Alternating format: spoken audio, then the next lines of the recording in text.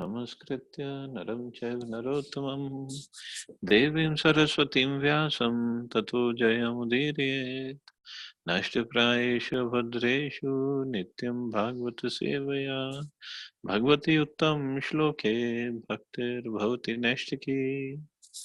So continuing with the discussion on Srimad Bhagavatam, Canto 1, Chapter 14, The Disappearance of Lord Krishna, text 34 onwards. भगवानपि Govindo ब्रह्मण्यो भक्तवत्सलः कच्चित् पुरेषु धर्मायां सुखम् आसते सुहृद्वृतः. Is Lord Krishna, the Supreme Personality of Godhead, who gives pleasure to the cows, the senses, and the Brahmins, who is very affectionate towards his devotees, enjoying the pious assembly at Dwarkapuri, surrounded by friends. Here in this particular verse, the Lord is described as Bhagwan, Govinda, Brahmanya, and Bhaktvatsal. So this Prabhupada explains he is Govinda. I think we covered this yesterday. He is Govinda because he is the pleasure of the cows and the senses. Those who have purified their senses by devotional service of the Lord can render unto him real service and thereby derive transcendental pleasure out of such purified senses. So this is what Yudhishthira Maharaj is asking: how is Krishna? Who is Govinda, who gives protection to the cows, to the Brahmins, and who gives pleasure to the cows, senses, and Brahmins, who is very affectionate towards his devotees? Is he enjoying the pious assembly at Dwarkapuri, surrounded by his friends? Since the Lord is all perfect in himself, there could not be any question of his welfare. And Maharaj Yudhishthir refrained from asking this question. He simply inquired about his residential palace, Dwarkapuri, where pious men assemble. The Lord stays only where pious men assemble and takes pleasure in their glorifying the supreme truth. So Maharaj Yudhishthir, indirectly he was asking about Krishna, but the way he asked was, if everybody is okay, Krishna must be okay. That's what his way of asking. Mangalaaya cha lokanam kshemaaya cha bhavaya cha aste yadu kulambodha adyo anta sakha puman yad vahu danda guptayam swapuryam yad vo archita kridanti paramanandam mahaporushika iva. The original personality of Godhead. Arni, I think this we did yesterday. Yeah, in this we did.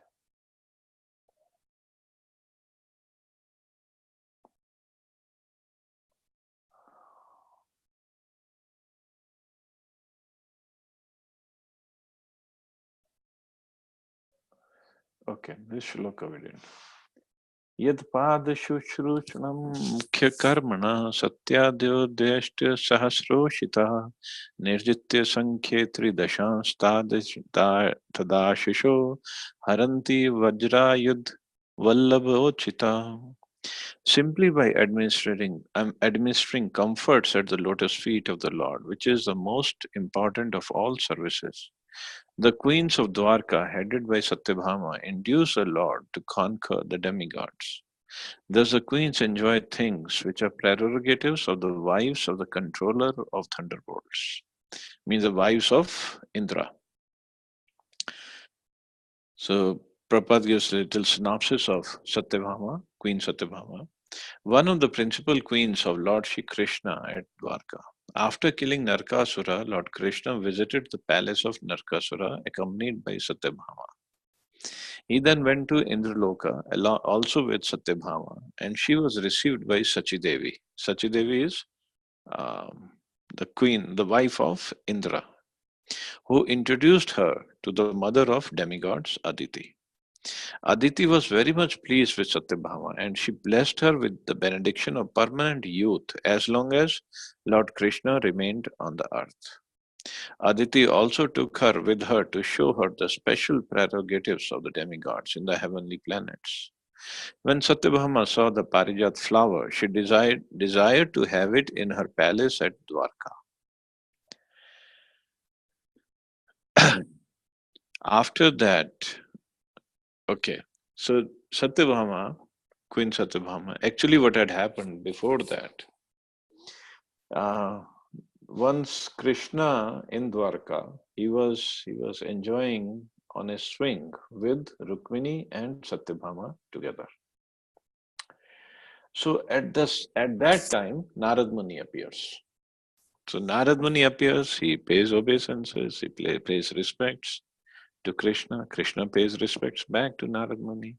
And both the queens pay respect back to Narad Muni. Narad Muni was having this Parijat flower in his hand. Parijat tree is a tree that only grows in heavenly planets. So Narad Muni, he approached, and both the queens, oh yes, yes, Narad Muni, please come. And Krishna was telling them, do not invite him here, there'll be problem. He can create trouble. And both the queens, no, no, no, come on, how come? Narad Muni is here, how come we not invite him? How is it possible? Krishna said, okay, then what can I say? So Narad Muni comes there with one Parijat flower in his hand. And he very lovingly gives it to Krishna. And he says, oh my Lord, you give this beautiful, most uh, most good smelling Parijat flower to your best queen, to the queen you love the most. Now Krishna, he is Supreme Lord, but he got in trouble. Now whom to give it to, Rukmini or Satyabhama? So he decided to give it to Rukmini because Rukmini is elder, is senior to Satyabhama, and of course Rukmini is more dear to him. But now both Rukmini and Satyabhama, they have different mood. It is called Dakhini Swabhav and Vamya Swabhav, means right-handed or left. Rukmini ji is right, in the right mood. But what is the right mood is that she does not fight with Krishna. She doesn't do man. She doesn't do anger. She is very much devoted to Krishna. Her mood is like, I am, oh Krishna, I am yours. That is the rightest mood. And the leftist mood, which Satyabhama has, is what? Krishna, you are mine. They both are devotees, they both are queens, but the mood is different. And Satyabhama gets angry also. So Satyabhama, she got angry. Why in the world Krishna gave that Parijat flower to Rukmini? So she is more dear to him than I am. So she went back to her palace. So Krishna went after her. Okay, Satyabhama, what did I do? What did I do wrong? Nothing, as usual. So later on, Satyabhama said, you gave Rukmini Devi Parijat flower. You have to get me the whole Parijat tree in the courtyard of my palace. Then I'll be happy. So this is a story. So now we know how it went. So after killing Narkasura or Bhomasura, and now there's Bhomasura, he had captured 16,100 princesses in his palace. So after killing Narkasura, Krishna sent all these princesses to Dwarka. But he went with Satyabhama to Indralok, heavenly planet.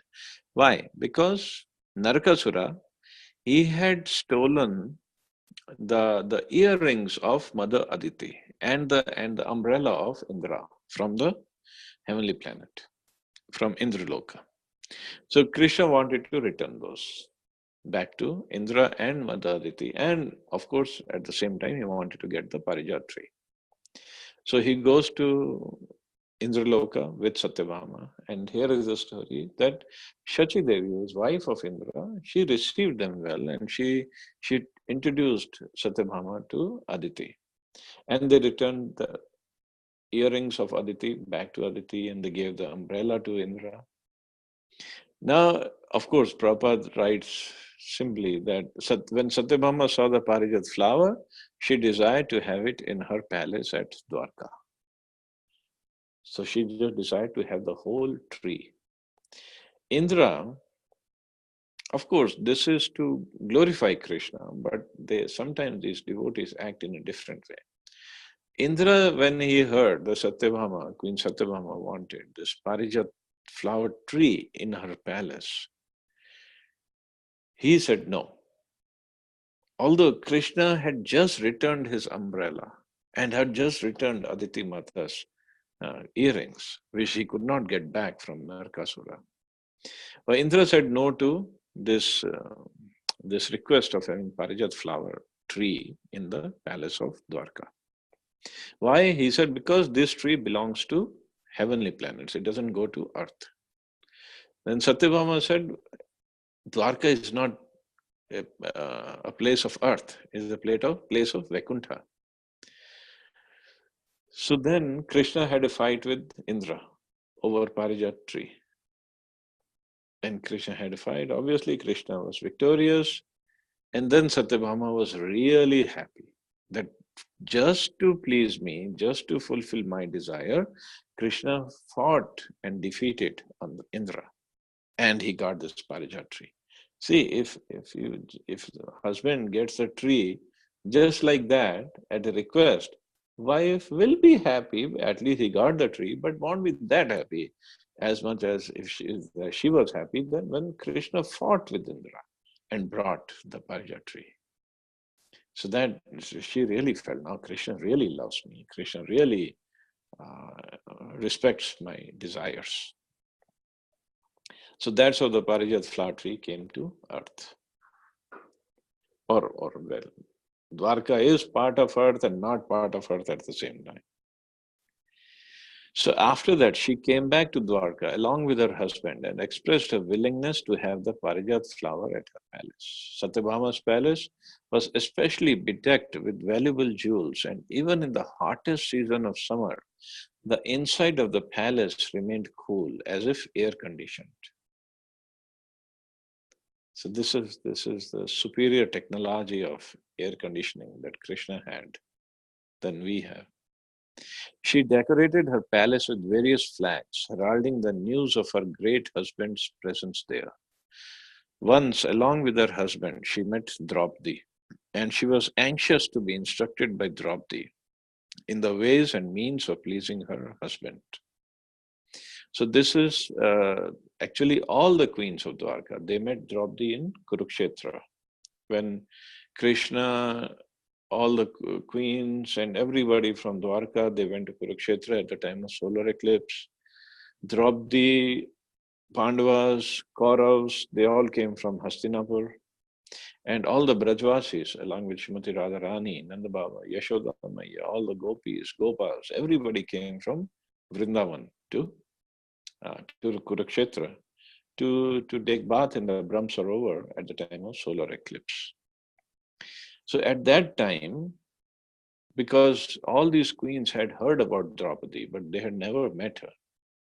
So they all met Draupadi, and see, she was anxious to be instructed by Draupadi in the ways and means of pleasing her husband, because they all inquired from her that we cannot even please one husband, and you are taking care and you are pleasing five husbands.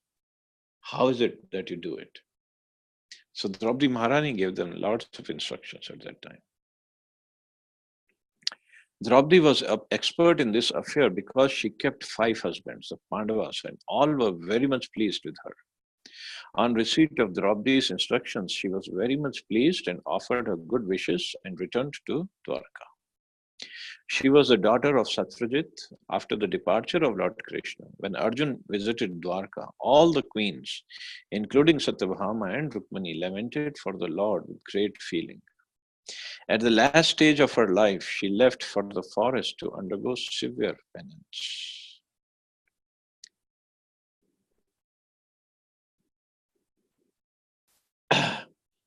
Okay, here Prabhupada does talk about the Parijat flower tree. Satyabhama instigated her husband to get the Parijat flower from the heavenly planets, and the Lord got it, even by force from the demigods, as a common husband secures things to please his wife. As already explained, the Lord had very little to do with so many wives to carry out their orders like an ordinary man. But because the queens accepted the high quality of devotional service, namely administering the Lord all comforts, the Lord played the part of a faithful and complete husband. Of course, at some place, Prabhupada said, Lord played the part of a hen-pegged husband. Why? Because of the reciprocation with these devotees, with the queens, who were always taking care of Krishna. So Krishna reciprocated with them and tried to fulfill their desires. No earthly creature can expect to have things from the heavenly kingdom, especially the Parijat flowers, which are simply to be used by the demigods. But due to their becoming the Lord's faithful wives, all of them enjoyed the special prerogatives of the great wives of the denizens of heaven. In other words, since the Lord is a proprietor of everything within his creation, it's not very astonishing for the queens of Dwarka to have any rare thing from any part of the universe. So, this is a special place of queens of Dwarka. Text 38. Yad bahu danda bhyudhyanu jivino yadu pravira hiyakuto bhayam adhikramanti angribhira hartam navalat sabham sudharmam sursatamo chitam. The great heroes of the Yadu dynasty, being protected by the arms of Lord Shri Krishna, always remain fearless in every respect. And therefore their feet trample over the Sudharma assembly house, which are the best demigods deserved, but which was taken away from them. So even the Sudharma hall was the meeting place in Dwarka. It was taken away from heavenly planets because Krishna wanted it in Dwarka. And the Sudharma hall was special. Okay, here Prabhupada does talk about some specialty of it. Let's see if Prabhupada doesn't cover one. There was one point. If Prabhupada doesn't cover it, then I'll let you know. Those who are directly servitors of the Lord are protected by the Lord from all fearfulness, and they also enjoy the best of things, even if they are forcibly accumulated.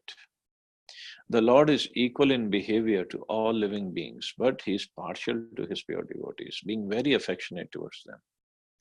The city of Dwarka was flourishing, being enriched with the best of things in the material world. The state assembly house is constructed according to the dignity of the particular state.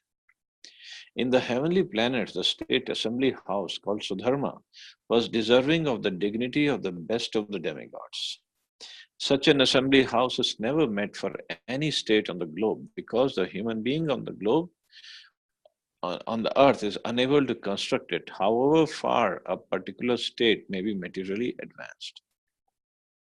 But during the time of Lord Krishna's presence on the earth, the members of the Yadu family forcibly brought the celestial assembly house to earth and placed it in Dwarka. So they were so powerful.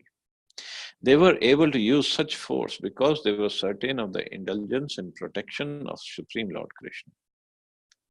In other words, the Lord is provided with the best things in the universe by his pure devotees. So Lord is provided with the best things in the universe by his pure devotees. And in return, Krishna also provides the best things for his devotees. Lord Krishna was provided with all kinds of comforts and facilities available within the universe by the members of the Yadu dynasty. And in return, such servitors of the Lord were protected and fearless. So this Sudharma hall, it had a special, or many special qualities. One quality was it could expand to the number of people who are going to assemble there. As many people they could enter, and the hall would expand. And second thing was anybody in the hall, he would never get tired. So that there is a special quality of the Sudharma hall. Even if there are long meetings, like we have meetings in meeting rooms, and that's why it's called board room because we get bored.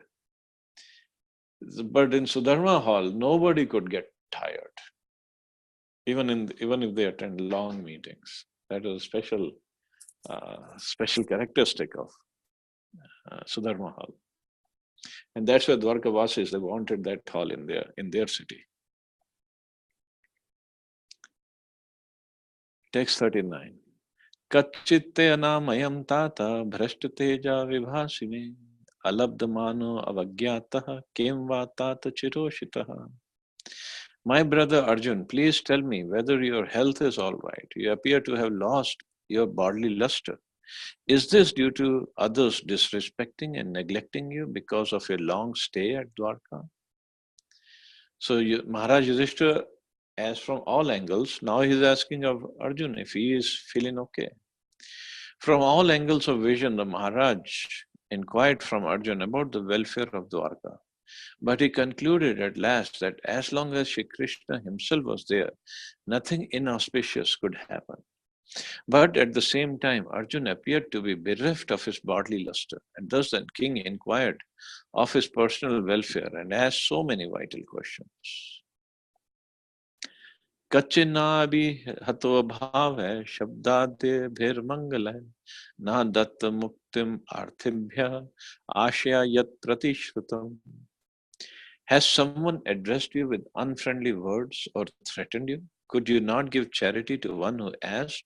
Or could you not keep your promise to someone? That's why you're not feeling good. That's why you don't look good.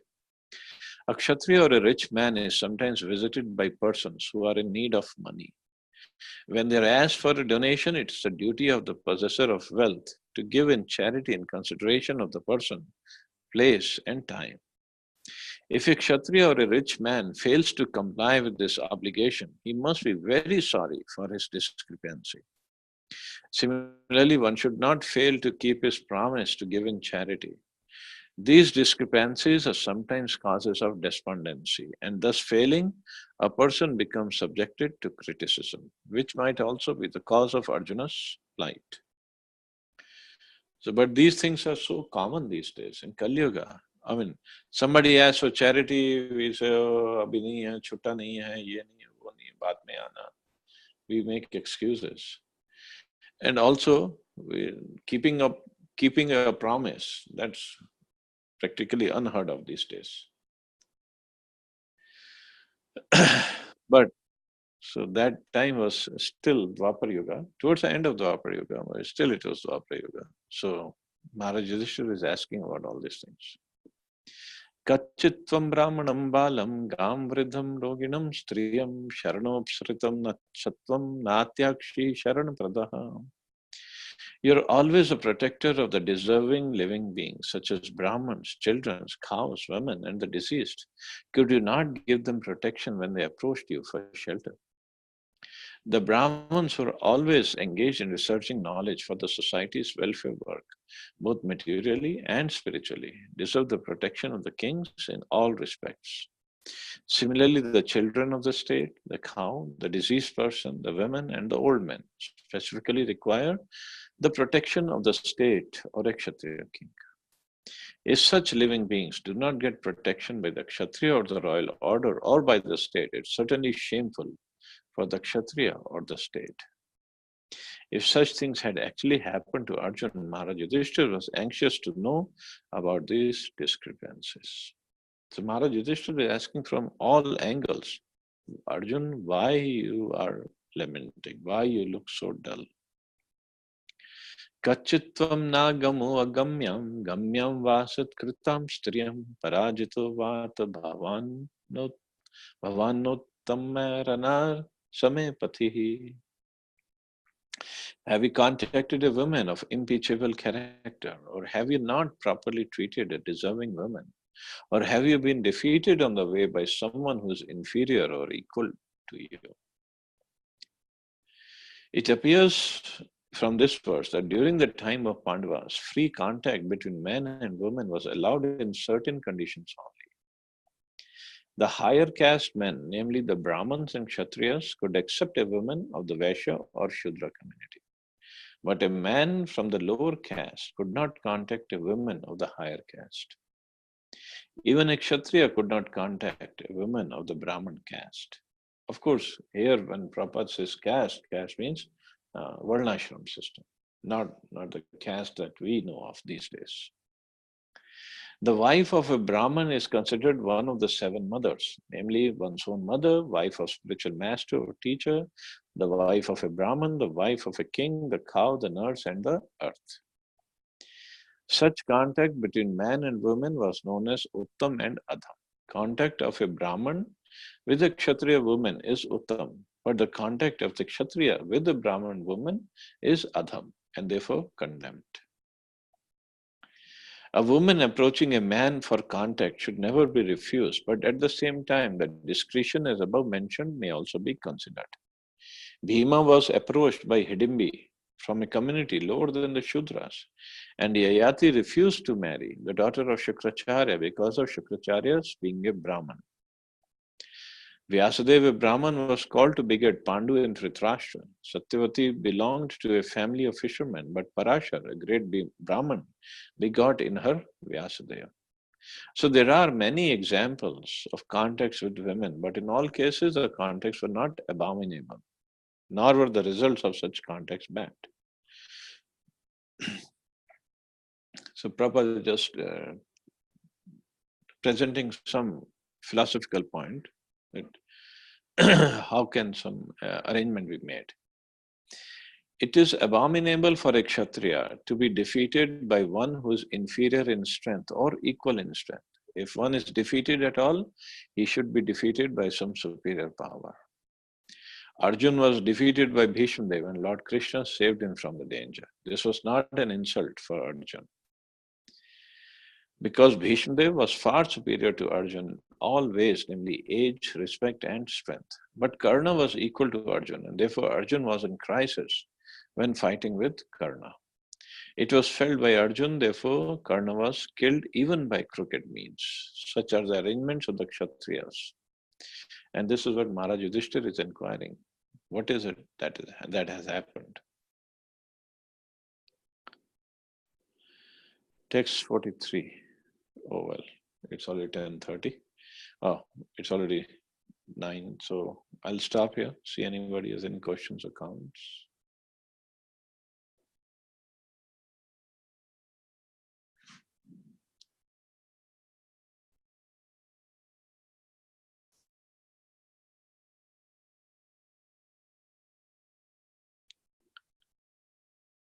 Subramaniam Prabhu, any comments?